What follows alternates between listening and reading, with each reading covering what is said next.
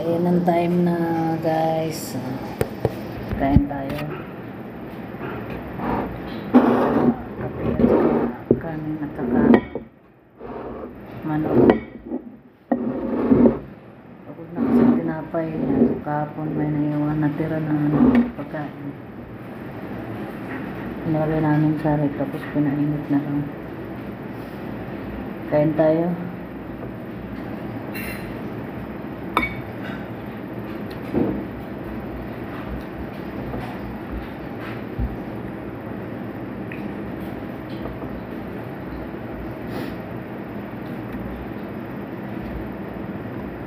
Magkakasawa na kasi tinapay.